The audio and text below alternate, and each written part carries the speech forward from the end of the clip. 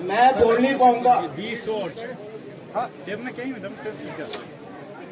आप लोगों को प्यार दे के मैं बोल नहीं पाऊंगा। डॉक्टर साहब आगे बढ़ो, हम तुम्हारे साथ हैं। डॉक्टर साहब आगे बढ़ो, हम तुम्हारे साथ हैं। डॉक्टर साहब आगे बढ़ो, हम तुम्हारे साथ हैं। डॉक्टर साहब आगे बढ़ो, हम तुम्हारे साथ हैं। ये आसिम मेरा भाई नहीं है, ये आपका भाई है, ये आपका बेटा है, ये आपका भतीजा है। ये आज से हमने, हमारे परिवार ने आपको दान कर दिया यार, दान कर दिया है। ये आप लोगों के लिए जिएगा और आप लोगों के लिए मरेगा। डॉक्टर साहब जिंदाबाद, डॉक्टर साहब जिंदाबाद। इससे ज्यादा मैं कुछ नहीं बोलूंगा। मैं लोगों से यही अपील करूंगा, ये लड़ाई हक और इंसाफ की है। हक और इंसाफ के लिए कई बार कई लोगों को कुर्बानियां देनी पड़ती हैं, जान की भी देनी पड़ती है, अपनी मुलाजमत की भी देनी पड़ती है। आज इसमें कोई कुर्बानी नहीं है। मैं लोगों से यही गुजारिश करूंगा हाथ जोड़ के, इसकी कुर्बानी जाया ना जाए, इसकी कुर्बानी जाया ना जाए।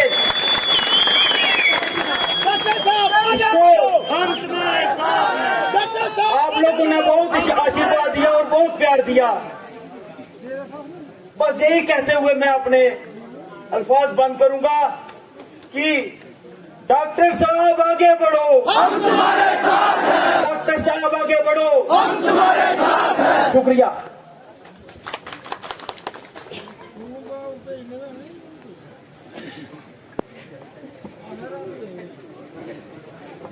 बहुत बहुत शुक्रिया। सबसे पहले यहाँ पे बैठी हुई मेरी माताएं बहनें, उनके बीच में मेरी माँ भी बैठी हुई है। जो रो रही है वो मेरी माँ है।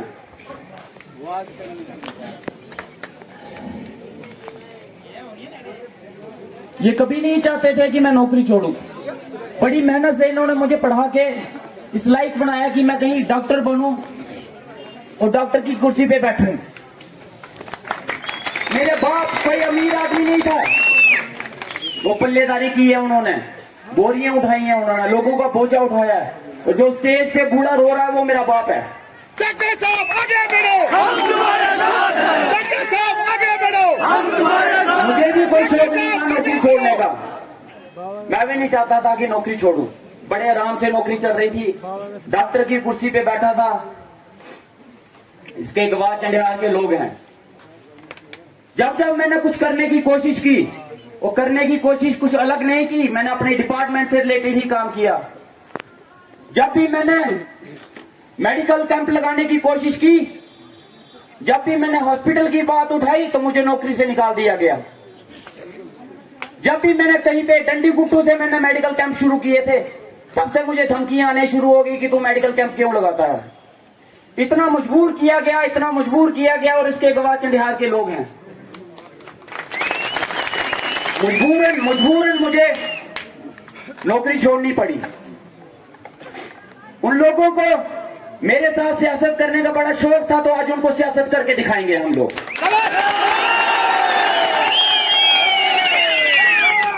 शायद वो लीडर जो बड़ी बड़ी पार्टियों में हैं, बड़े बड़े ओहदों पे हैं, जिनके पीछे किसी हाथ है और किसी के पीछे फूल है, वो लोग आप जनता को हल्के में ले गए। वो लोग मुझे हल्के में ले गए कि ये आम आदमी, ये आम लोग, ये आम डॉक्टर क्या कर पाएगा। उनको जवाब देना तो चाहूंगा कि ये देख लो क्या कर सकते हैं। ये जनता है, जनता जनाब, जो बनाती है ना तो वो बिगाड़ भी सकती है। अगर जो आसमान पे रहती है तो वो जमीन पे भी रख सकती है। कोई नहीं है टक्कर में, कोई नहीं है टक्कर में, कोई नहीं है टक्कर में। अब बात ऐसी सियासी है, अब सियासत में आ गए हैं तो अब सियासत भी करेंगे।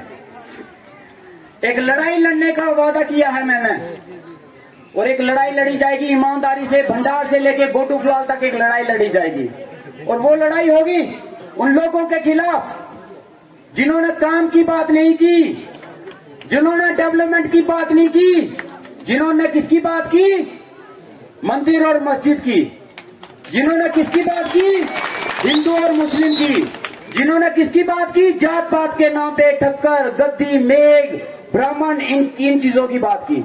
हम इस गंदी सियासत को बनी से खत्म करेंगे। ये लोग आपके बीच पे वोट मांगने आते हैं, किस चीज पे वोट मांगते हैं?